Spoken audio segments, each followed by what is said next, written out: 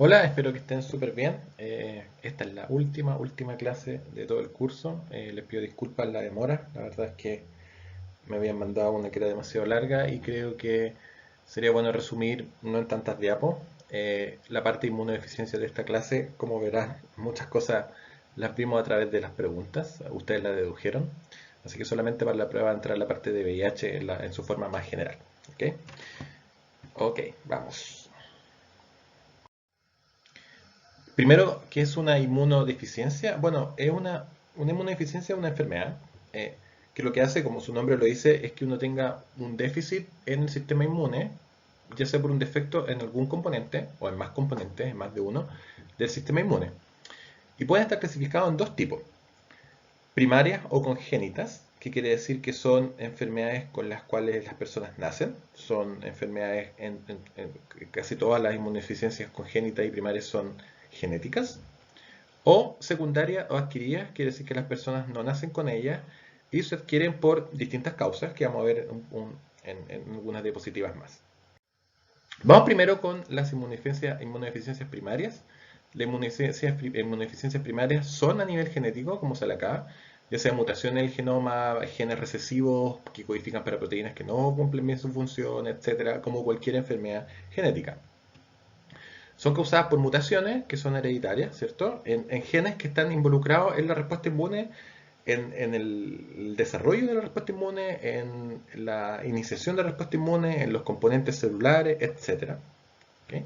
Y las características clínicas van a variar, por supuesto, dependiendo de dónde está la causa genética. Y la característica común a toda la inmunodeficiencia, como su nombre lo dice, es que como hay una baja respuesta inmune, porque está deficitaria, digamos, las personas tienen infecciones recurrentes, no pueden controlar infecciones desde que son muy pequeños. ¿Cuáles son las más conocidas? Se pueden clasificar en defecto de la inmunidad innata o defecto de la inmunidad adaptativa. Si hay un defecto en la inmunidad innata total, ustedes saben que no hay ni siquiera, tampoco hay inmunidad adaptativa, porque la inmunidad innata prende la inmunidad adaptativa, pero pueden haber algunas deficiencias que tienen que ver con algunos componentes específicos de la inmunidad innata, como en el complemento, en la capacidad de fagocitosis. Esta obviamente va a ser más grave, la señalización a través de los TLR, ustedes saben que es importante para conectar la adaptativa. Y bueno, en la adaptativa pueden ser combinadas, que quiere decir que comprometen tanto a las células T y B, o inmunodeficiencia en alguno de estos otros dos componentes. Una de las más comunes genéticas es en la generación de anticuerpos. Vamos a verlo en un poquito más. Esto es un ejercicio que nosotros hemos hecho a través de las pruebas. Ustedes han hecho muy bien. Esto está tapado porque acá lo que dice es cuál sería el efecto, que en fondo muchas formas de las que yo les preguntaba era a través de hacer que ustedes dedujeran.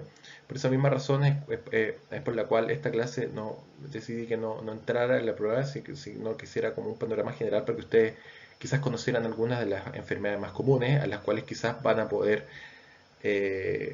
quizás les va a tocar ver en algunos de los nacimientos, de los partos que asistan, ¿no? Está, por ejemplo, el síndrome de George, que tiene una aplasia tímica y un defecto al timo. Fíjense acá, mutación en TAP1 y TAP2, no hay presencia de clase 2. Esto es una proteína que lo hemos visto que tiene que ver con la sinapsis inmunológica, esto con la activación de las células B. Lo del CD40 lo hemos visto en bastantes pruebas. AID es la enzima que está involucrada en la hipermutación somática. Entonces, cuando uno ve cuál es el efecto, es muy parecido a lo que yo les comentaba, ¿no? ¿Qué pasa si no hay timo y muy poco timo? Bueno, las células T se ven afectadas. Si no hay células T, la susceptibilidad va a ser general. Las células T controlan muchas cosas. Si hay una mutación en TAP, que se acuerdan que TAP, y eso creo que también se los pregunté en alguna forma de qué pasaría si no está esto, no hay presentación en MHC clase 1, por lo tanto no hay células T CD8. ¿Por qué? Porque recuerden que para el desarrollo de las células CD8 también es necesario la MHC clase 1, y las consecuencias serán todas aquellas cosas que son importantes en las linfocitos TCD8. Por ejemplo, puede haber una inflamación crónica debido a que no se pueden controlar ciertas infecciones, etcétera, que necesitan células citotóxicas. Si no hay células CD4, en el caso de una deficiencia en MHC clase 2, ustedes saben que es general. ¿Por qué es general? Porque los linfocitos T controlan todo. Y así ustedes pueden ver que todas estas cosas son fácilmente deducibles con la materia que ya han visto. Por esa razón no voy a entrar en tantos detalles, sino que quiero ir a un panorama un poco más general. Acá hay otras más, ¿cierto? Un poco más selectivas. Hiper-IgE, son algunos genes que corresponden a cursos de inmunología un poco más avanzada, no los ven acá, no es tan relevante, son cosas más moleculares, digamos, y genéticas de cómo funciona la respuesta inmune, ¿cierto? Pero en distintos elementos que controlan, digamos, distintos sistemas, digamos, distintas porciones o desde la respuesta inmune, va a haber un defecto que va a tener una susceptibilidad a distintas cosas. Por ejemplo, si yo no, si tengo mucho IgE y por lo tanto la IgE va a bloquear la respuesta TH2, la diferenciación de TH17, entre otras, voy a tener una mala respuesta a bacterias extracelulares y hongos, que es lo que está involucrado la respuesta TH17 que puedo haber bloqueado. ¿Se fijan? Si tengo una mutación que me lleva a un defecto en la producción de IgG y IgA, la IgA tiene mucho que ver con la respuesta a las bacterias extracelulares en la mucosa, por lo tanto los extracelulares se ven afectadas, la IgG también. Ahora, ¿por qué no intracelulares? Porque recuerden que las bacterias intracelulares también pueden ser controladas por otros componentes del sistema inmune como la citotoxicidad. De esa forma uno puede hacer, digamos, un cuadro y de nuevo, esto ustedes ya lo han hecho porque han aprendido bastante inmunología, han aprendido cómo deducir estas cosas, así que no es necesario que aprendan esto, simplemente que lo vean como una tabla que, como van a tener las diapos, les puede servir quizás como un recuerdo de memoria en el futuro. Vamos a ver algunas inmunodeficiencias primarias en general. Como les dije anteriormente, la mayoría de los efectos genéticos, o sea, las inmunodeficiencias primarias, perdón, son por defectos genéticos y la mayoría son recesivos. Debido a que como somos individuos diploides, necesitamos que ambos genes estén defectuosos para tener digamos, el fenotipo. Pero también hay algunos que son llevados en el cromosoma X y por lo tanto serían dominantes en el caso digamos, de individuos de sexo genital masculino y sería variable en individuos de sexo genital femenino debido a que la inactivación de uno de los cromosomas X es al azar. Ahora, como los sistemas de defensa que componen el sistema inmune son redundantes, y eso lo hemos dicho varias veces, hay algunos defectos genéticos que son menos graves que otros porque pueden ser compensados por otros sistemas, ¿ok? Sin embargo, hay algunas células que son claves, como las células T, por ejemplo, en las cuales si está afectada su función, la inmunodeficiencia es mucho más severa. De esa forma, ustedes pueden tener que desde una célula madre, ustedes saben que un precursor, hay precursores mieloides y precursores linfoides que llevan al desarrollo de linfocitos T, B, otras células como las natural killer, etc. De este lado, todos los que son los fagocitos, los neutrófilos, los sinófilos, los macrófagos, células dendríticas. Un defecto en cada uno de estos pasos va a llevar a un defecto que va a tener distintas funciones y aunque ustedes no lo crean, hay defectos genéticos involucrados en cada uno de estos pasos. Por lo tanto, esta enfermedad, aunque son poco prevalentes, afortunadamente, ustedes van a encontrar enfermedades genéticas que llevan una inmunodeficiencia para casi todos los procesos, tanto del desarrollo del sistema inmune como se ve acá, ¿cierto? Y como se ve también en esta diapositiva, en la cual está el desarrollo de células de los linfocitos, de las natural killer, los linfocitos T y los linfocitos B. Ustedes ven que estas cosas que no vimos, hay un montón de genes, un montón de factores de transcripción, de rutas de señalización que pueden estar afectados. Y una afectación en cualquiera de estas puede llevar a un síndrome que me lleve a la deficiencia total, ya sea de todas las células T, de alguno de los subtipos CD4, CD8, ya sea de células B o de todas las células totales. Por ejemplo, hay varias cosas que dicen acá que son S6D, que tienen que ver con lo que se llama inmunodeficiencia severa combinada y es cuando afectan todos los linfocitos en particular. Vamos a ver algunos ejemplos concretos, puntuales de inmunodeficiencias que es importante que conozcan porque pueden verse enfrentados a conocerlo, digamos, en la realidad por su trabajo luego, ¿verdad? La más severa es la que se llama inmunodeficiencia severa combinada. Es debido a que los pacientes, las personas no tienen linfocitos T ni linfocitos B funcionales. Puede ser debido a que el defecto genético lleve a la ausencia de linfocitos T y B en el desarrollo, o que haya una ausencia completa de linfocitos T totales, y como los linfocitos T son importantes para la función de los linfocitos B, los CD4, ¿verdad? Estas personas no tienen una buena respuesta inmune humoral tampoco y por lo tanto hay un defecto en la función de los linfocitos B además.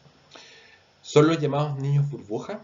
Como es tan grave la inmunodeficiencia, están expuestos a cualquier infección no son capaces de controlarla y pueden morir.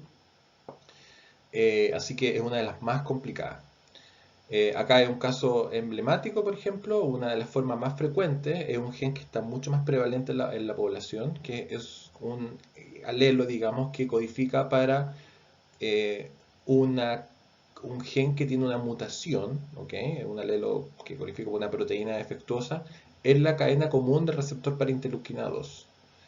Como esta cadena común, no lo hemos visto en ninguna de las clases, no, pero ahora se lo menciono, no era necesario en ese momento. Esta cadena común es parte de los receptores para muchas citoquinas, como ustedes ven acá, interleuquina 2, 4, 7, 9, 15, 21. Muchas de ellas importantes y claves no solo para la activación, sino también para el desarrollo de los linfocitos T. Eso es lo que ocurre, esta mutación es que no hay una maduración, por lo tanto no hay un desarrollo de linfocitos T ni células NK, y hay un número de linfocitos B aumentados o normales, pero afuncionales. ¿Por qué? Porque no están los linfocitos T helper para ayudar a la activación de linfocitos B. Eh, las mujeres heterocigotas son portadoras sanas en su mayoría. ¿Por qué? Porque está en el cromosoma X esta mutación y los hombres son los que todos manifiestan la enfermedad. ¿Okay? El caso anterior, de la foto anterior, es un niño que fue diagnosticado, ¿cierto? Apenas nació, fue introducido una cápsula plástica, ¿no? Estéril, ¿cierto? Y luego en 83 recibió un trasplante de médula ósea de su hermana, que no tenía la mutación, ¿no? Y por lo tanto, digamos que pudo reconstruir su sistema inmune con lo sano. Pero lamentablemente en diciembre digamos que no tuvo una buen pronóstico, desarrolló una infección y murió lamentablemente a causa de eso. Entonces es muy, muy, muy grave. Esto es uno de los primeros casos, digamos, más emblemáticos y reportados del niño burbuja. El traje, de hecho, esto es verdad, se lo diseñó la NASA para que fuera totalmente estéril. Otra causa de la inmunodeficiencia severa combinada, lo que lleva a no tener, digamos, linfocitos T ni B, ¿ok? Es una mutación en una enzima que se llama ADA, que es la adenosina deaminasa. En personas normales, esta ADA, digamos, se une, ¿cierto?, a un compuesto que es un intermediario en la síntesis del DNA. ¿Y por qué es tan importante la síntesis del DNA acá? Porque son linfocitos y los linfocitos, como ustedes saben, proliferan. Esta enzima se une a este compuesto que es un subproducto de la síntesis del DNA, ¿cierto? Ustedes pueden ver por la estructura que viene de bases nucleotídicas, ¿no?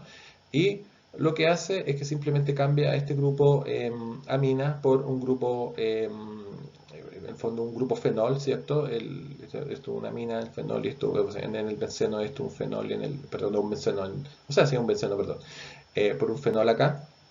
Y de esta forma no es tóxico, ¿ok? Tampoco tiene que hacerse la química que está dando vueltas, si no se preocupe. Okay. Y en una persona que tiene una deficiencia de nada, ¿cierto? Esta enzima no funciona bien, por lo tanto no puede eh, unirse a la deoxiadenosina, ¿cierto? Y de esta forma, este grupo amina no es cambiado a un grupo fenol y lo que ocurre es que se acumula este sustrato tóxico y mueren tanto las células B como las células T y la persona se queda sin linfocitos T y B y por lo tanto totalmente inmunocomprometida. De nuevo, esto no está asociado a, digamos, al cromosoma X en este caso en particular, pero como basta con que un alelo tenga la enzima normal, es de carácter recesivo. Por lo tanto, para que se dé en la población, ambos, padre y madre, deben ser portadores, tener gel, y uno de los hijos no tiene que tener ambos genes y por lo tanto desarrolla la enfermedad. Bueno, esto no es una clase genética, pero como ustedes pueden ver la importancia, ¿no?, de la mezcla genética y la importancia de no tener tanta endogamia, porque empiezan a aparecer estos alelos que están presentes en la población y que son recesivos como dominantes. Hay una terapia génica, esta fue la primera terapia génica desarrollada hace más de 20 años ya, en la cual se generaba un retrovirus, que era un adenovirus en este caso, ¿cierto? Y se ponían en el adenovirus de la misma forma como se ponen se están probando las vacunas, como la de Oxford, etcétera, el gen que codificaba para la proteína normal, ADA, ¿cierto? se tomaban células T, ¿cierto? Del paciente, ¿no? Esto se hacía cuando son bastante chiquititos, ¿no? Cuando son bebés, y se transfectan, ¿cierto? Se transfiere este gen para que lo exprese y por lo tanto estas células van a tener el gen normal, se transfieren a la persona, es lo que se llama una terapia génica. Puede ser de esta forma o pueden directamente darle el virus para que este proceso ocurra en el organismo. De esta forma se trató a la primera persona con esta terapia génica, fue el 14 de septiembre del 90, se introdujo células de médula ósea tratadas por ingeniería genética, esto realmente fue una revolución, esto fue hace 30 años atrás, ¿cierto? Y esta niñita, Ashanti de Silva, fue tratada, ¿cierto? Con la enzima ADA fabricada, ¿cierto? Para recibir una terapia genética exitosa. En otro defecto que es bastante común y que lo van a ver alguna vez quizás es la A-gamma-globulinemia ligada al X o enfermedad de Bruton. Si tiene A-gamma-globulinemia quiere decir que no tiene IgG, ¿cierto? Es un defecto en la maduración de los linfocitos B debido a que hay una enzima que está involucrada en la activación del paso de pro-B a pre-B, esto en el desarrollo de las células B. ¿Okay? Es una enfermedad que está ligada al cromosoma X y por lo tanto los hombres son los que en su mayoría desarrollan esto. Por ejemplo, acá tenemos un hombre, digamos, una persona de género, digamos, genital masculino, en el cual ustedes pueden ver cromosoma X, cromosoma Y. En el cromosoma X tiene el gen BTK normal, por lo tanto puede producir la señalización que lleva a el desarrollo de células B. Sin embargo, si tiene en el cromosoma X el gen mutado, no va a poder seguir este desarrollo y por lo tanto no tiene células B, no tiene raspas tumoral. En el caso de las personas que son de sexo genital femenino, tienen dos cromosomas X, la mayoría o un gran porcentaje va a ser carrier, digamos, porque como la inactivación del cromosoma X es al azar, si inactiva el gen, digamos, normal, va a desarrollar la enfermedad, pero si inactiva el gen defectivo, no va a desarrollar la enfermedad. Ahora, esta inactivación ustedes saben que es al azar, así que no va a ocurrir en todas las células, así que la verdad es que las personas de sexo genital femenino, digamos, que van a tener ambas situaciones al mismo tiempo, pero en el global es que sí van a tener linfocitos B. Por esa forma son solamente eh, las personas de sexo genital masculino quienes desarrollan la enfermedad. Hay muchas enfermedades genéticas ligadas al X que afectan solamente a personas de sexo genital masculino. Una cosa importante, que esto se escapa quizá a esta clase, pero creo que es importante mencionarle, es que si una persona nace con una inmunodeficiencia, va a estar protegida solamente en el tiempo el cual es la madre la cual le transfiere esa protección. Esto es desde antes de nacer, esta es la época de nacimiento.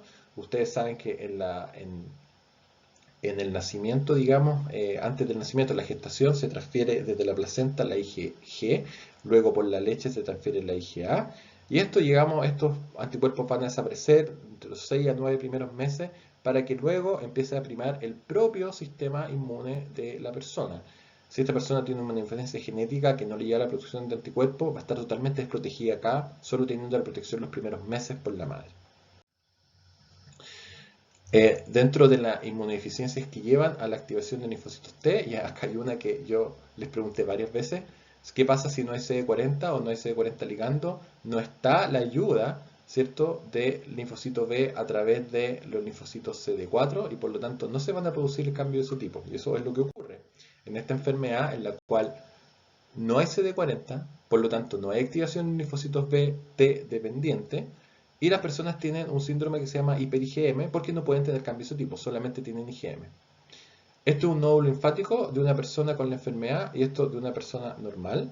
Y ustedes ven que están estas estructuras que son los centros germinales, donde ocurren la maduración de afinidad, ¿cierto? El cambio excesivo de isotipo. Esto no ocurre acá, pero no ayuda a linfocitos TCD4 cuando las personas tienen esta mutación. Otro tipo de inmunodeficiencia primaria, que no es tan grave, pero que afecta a ciertas cosas, es la liberación de los gránulos citotóxicos que ayudan a la citotoxicidad, median la citotoxicidad mediada por linfocitos T CD8, por ejemplo. En este caso, cuando un linfocito TCD8 detecta una célula infectada que tiene el antígeno extraño que reconoce cuando el mismo con que se activó, ¿cierto?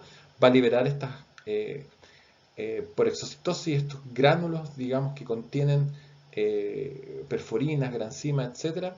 Hay distintos niveles genéticos que inhiben este proceso y por lo tanto no vamos a tener células citotóxicas. Afortunadamente hay otras células que pueden cumplir esta función, tenemos el complemento también, tenemos la célula NK, tenemos otra forma de compensarlo, por lo tanto es una inmunodeficiencia, pero no es de las severas que lo deja totalmente inmunodeprimido.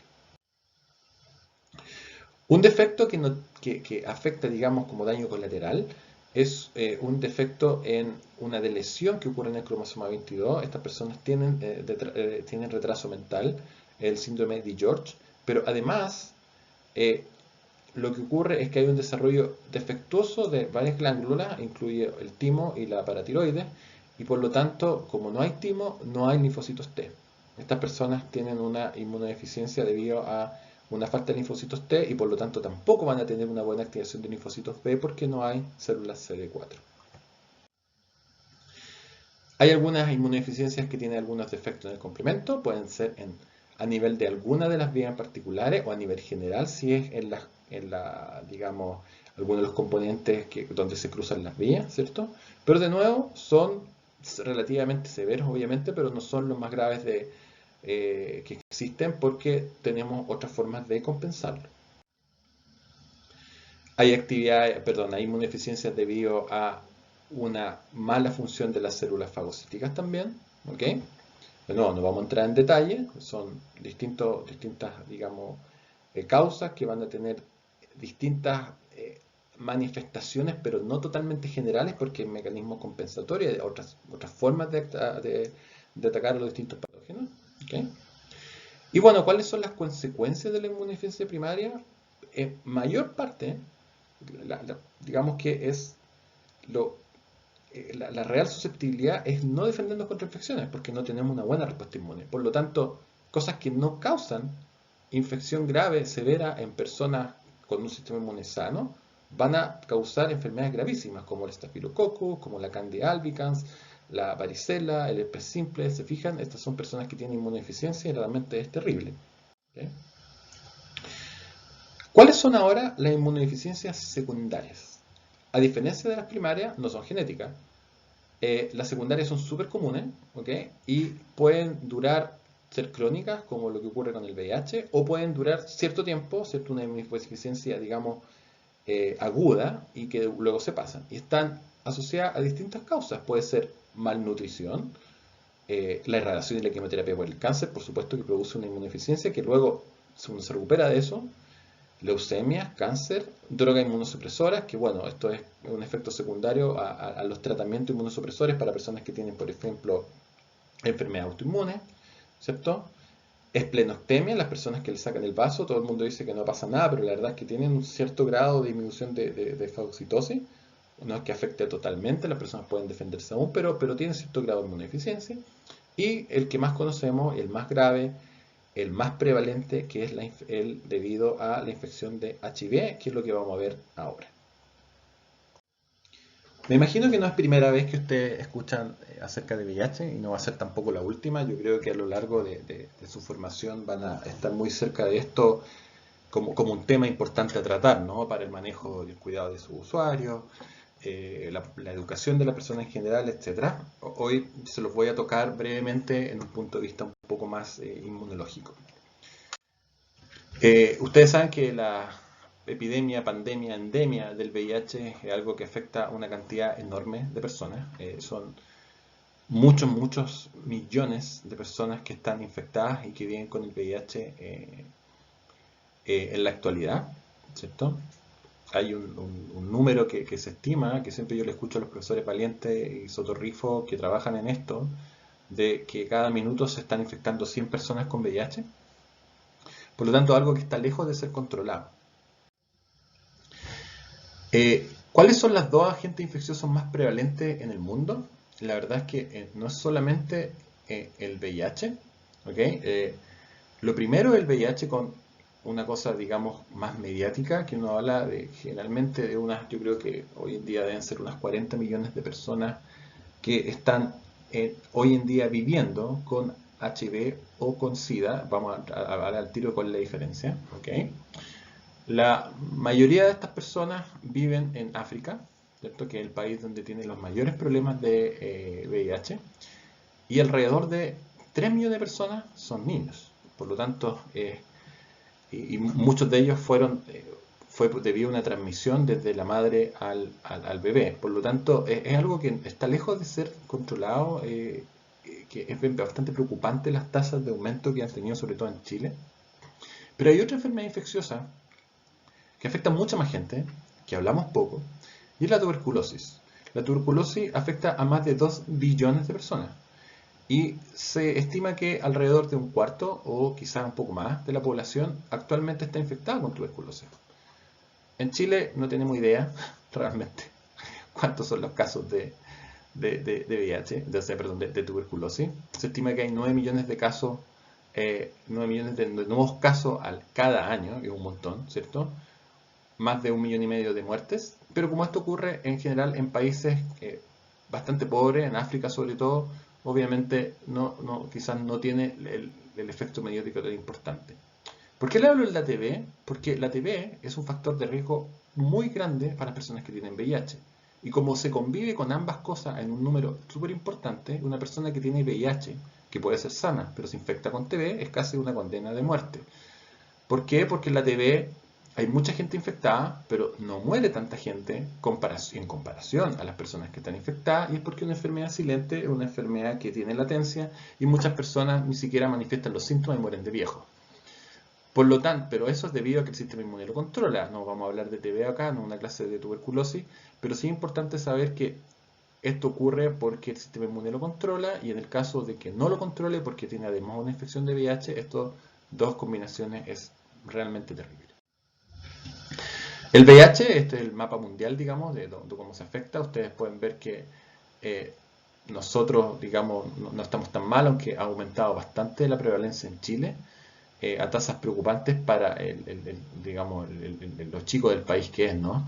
La mayoría, por supuesto, está concentrada en África, pero la verdad es que no hay que descuidarse. Esto es una forma, es una, digamos, enfermedad que está lejos de ser controlada. La tuberculosis es bastante similar. Nosotros en Chile afortunadamente no tenemos niveles de tuberculosis muy preocupantes, pero de todas maneras es importante tener en cuenta que debido a los flujos migratorios de ida y salida, por supuesto, no solamente de entrada, vamos siempre a tener una mayor prevalencia de enfermedades infecciosas debido a esta globalización. Es importante saber eso y tomar medidas para poder controlar realmente una infección y las medidas de control de la propagación de la enfermedad. ¿Qué es el virus VIH? Bueno, el virus VIH es un virus que es un retrovirus, su material genético es RNA, es un virus que tiene una envoltura. En la envoltura tiene ciertas proteínas que están involucradas en la entrada. Esto no es una clase de virología, así que no voy a entrar. Esto me imagino que lo vieron ustedes en sus clases de AVE, ¿cierto? Tienen los segmentos de RNA que codifican. Es un virus de RNA, tienen proteínas de la nucleocápside que protege al material genético, ¿cierto? Tiene proteínas de membrana, la más importante de la envoltura es la GP120, que media la entrada del virus a la infección a células CD4. El blanco del VIH es la célula CD4. ¿Por qué?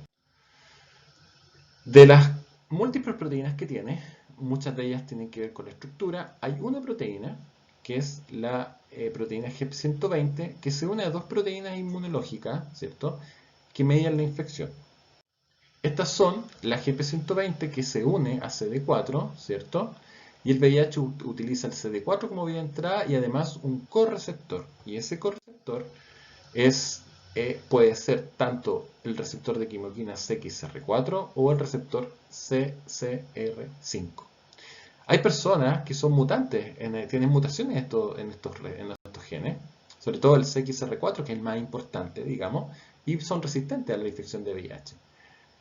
Hay casos reportados, pero todas las personas que conviven con el VIH, algunos lo controlan más que otras, pero hasta el momento nadie se ha curado con el VIH, porque el VIH se integra al material genómico. Lo vamos a ver en un momento. Cuando entra vía la GP120 usa el CD4 como receptor y el receptor de quimoquina como un correceptor, ¿cierto? Va a entrar, va a liberar el genoma, ¿cierto? Va a haber una transcripción, parte de ese genoma se va a integrar al DNA y luego de integrado al DNA empieza a transcribirse y a generar nuevas partículas virales, pero se integra en el DNA. De modo que una persona que tiene el VIH latente, digamos silente, quizás no está produciendo partículas virales, quizás puede tener controlado la replicación del virus, su sistema inmune lo mantiene a raya, pero nunca va a dejar de tener el virus porque está integrado en el genoma. El VIH tiene una particularidad y es una de las razones por las cuales ha sido muy difícil encontrar una vacuna. Las partículas virales que se generan en esta replicación del material genético del virus, la RNA polimerasa que hace esto es de muy baja fidelidad y se equivoca mucho, por lo tanto induce muchas mutaciones. Hay una ausencia de los mecanismos reparatorios de la síntesis del DNA y por lo tanto hay un alto nivel de mutación, lo cual genera quizás virus que no sirven para nada, no son infectivos, no son replicativos, etcétera, pero algunos otros que cambian su antígeno. Por lo tanto, al cambiar su antígeno y tener tantas formas distintas, es muy difícil encontrar una vacuna que haga, digamos, la pega de neutralizar el virus. ¿Okay? El problema más grave del VIH es que afecta a los linfocitos T CD4. Y como ustedes saben, los linfocitos T CD4 comandan la respuesta inmune, el tipo de respuesta inmune, TH1, TH2, TH17. Son importantes para los tipos de citoquinas que están involucrados en cada una de las respuestas inmunes. Ayudan a la activación de los macrófagos, ayudan a la producción de anticuerpos, ayudan a las células killer, como ya sea los linfocitos T citotóxicos, la respuesta TH1 y las células natural killer. Fondo, miles de funciones que son clave en la respuesta inmune. Por lo tanto, si lo elimino, es realmente una inmunodeficiencia severa. ¿Cómo es la historia natural de la infección del VIH? Cuando acá lo que está en azul son el número de linfocitos TCD4 y lo que está en rojo es la carga viral. El inicio de la infección, por supuesto que aumenta la carga viral y después empieza a disminuir. En esta disminución hay un control, digamos, una guerra entre la respuesta inmune y el virus, lo que lo mantiene a raya. Pero en algún momento el virus empieza a replicar sin control. ¿Y por qué? Porque mata las células CD4 que son las que infecta. Por lo tanto, disminuye las células CD4 y eso coincide con un aumento sin control del virus y una inmunodeficiencia severa debido a la ausencia de linfocitos CD4 que se llama SIDA por síndrome de inmunodeficiencia adquirida. ¿Por qué mueren los linfocitos CD4? El virus al entrar y replicar sin control causa un efecto citopático directo, va a consumir todos sus nutrientes, etc. Se forman sincicios, que son que dos células se peguen entre sí. Ocurre una inflamación por la respuesta inmune específica del virus que, como está mediada hacia los linfocitos CD4, también produce un daño. Hay mecanismos autoinmunes. ¿Por qué? Porque el virus media señales de peligro, pero el linfocitos CD4 que presentan antígenos propios, por lo tanto genera ese problema también. Y además induce la apoptosis en las células que infectan. Por lo tanto, cuando está sin control el linfocito CD4, los linfocitos TCD4 se la ven muy negra y disminuyen y pierden su función a causa de la infección del virus. ¿Cómo ocurre? Esto de nuevo lo mismo, esto es un poco más bonito nomás, esta es la respuesta inmune anti-VIH, pero un poco más extenso esto de acá, la fase antes de que se dispare el virus, ¿cierto? Como les dije, en la primera infección aumenta, ¿cierto? Hay una seroconversión, quiere decir que hay anticuerpos contra el virus, también hay células CD4. Al inicio de la infección mueren muchas, ¿cierto? Pero luego se va controlando por otro mecanismo inmune, obviamente, linfocitos TCD4, anticuerpos, la infección del virus, disminuye el virus, aumentan de nuevo los linfocitos TCD4, y eso puede ocurrir, puede haber una latencia en una fase sintomática, puede durar muchos años, incluso la gente puede vivir todo el tiempo así. Pero en algún momento esto se descontrola y produce SIDA, ¿ok? En la fase sintomática. Es acá, cuando tengo alta carga viral, donde necesito tratamientos efectivos para controlar el virus. ¿Cuáles son los reservorios anatómicos para el VIH? Bueno, todos los lugares donde hay linfocitos TCD4. En el sistema nervioso central también hay linfocitos TCD4. Los ganglios linfoides, tracto genital, médula ósea, timo, otros. Pero además también porque el virus desgraciado utiliza a las células dendríticas como caballo de Troya para la infección. Vamos a verlo en un par de diapositivas. El tejido linfoide, por supuesto que es importante en la patogenia del virus porque afecta a los linfocitos TCD4, es el reservorio de este virus, es el sitio donde replica el virus, es el sitio donde los viriones libres, ¿cierto?, son capturados para mediar más infección y donde se exponen las células susceptibles a grandes cantidades de virus porque, bueno, hay un montón de células CD4, ¿no? Y llega el virus a través de células dendríticas. ¿Cómo llega a través de células dendríticas? Quizá ustedes se han hecho la pregunta de por qué la infección mediante la vía sexual es tan importante para la transmisión del virus, siendo que en la mucosa genital no hay tantos linfocitos T, CD4, que son los que son infectados. Y esto debido a que en las mucosas y en todos los lugares hay células dendríticas, como vimos, las células dendríticas están presentes en todos los lugares.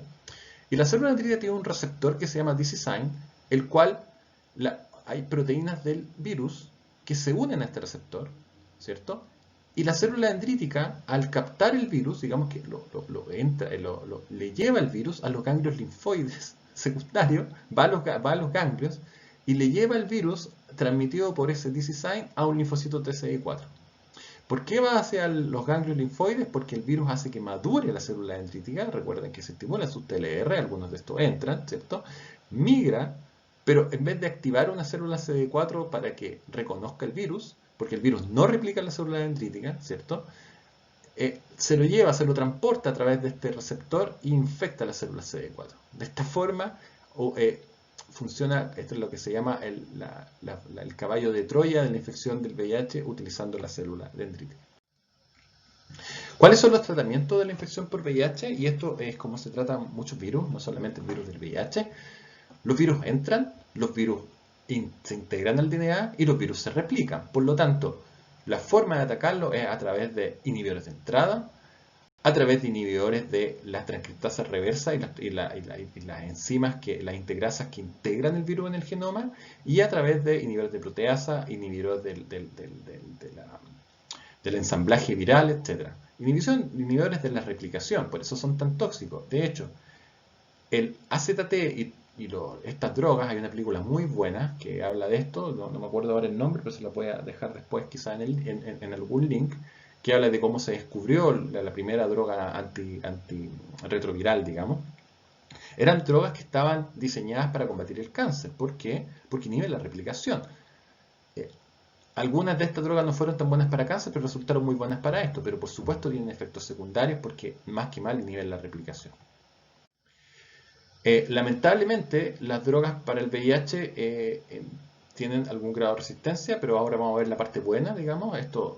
Fíjense estos los años, estos de 90 y algo, hace el 97, los números de muerte asociados a la infección por el VIH han bajado considerablemente. Esto debido a la aparición del uso de la terapia de combinación, que son las drogas que inhiben a distintos puntos la replicación del virus, la entrada del virus, la integración de su DNA. ¿Ok? Acá ustedes pueden ver meses de tratamiento, como esto va disminuyendo a niveles que son incluso más bajos que el nivel de detección del virus. Por lo tanto, esto funciona bastante bien. Sin embargo, lamentablemente, se desarrolla resistencia. Ustedes tienen que, en el tiempo de tratamiento, ¿cierto?, las partículas de DNA, de virales bajan, los CD4 suben, todo bien, pero en algún momento empiezan a subir de nuevo las partículas virales, empieza a bajar los linfocitos CD4 debido a que hay más partículas virales, y esto se debe a que aparecen mutantes, ¿cierto?, que son resistentes a estos tratamientos. ¿Por qué? Porque como el virus muta tan rápido, ¿cierto?, tiene una presión selectiva al tener un inhibidor, ¿cierto?, de su actividad, un inhibidor que sea de la replicación, de lo que sea, todas estas terapias antirretrovirales, funciona como una presión selectiva a que seleccione a los mutantes que no son afectados.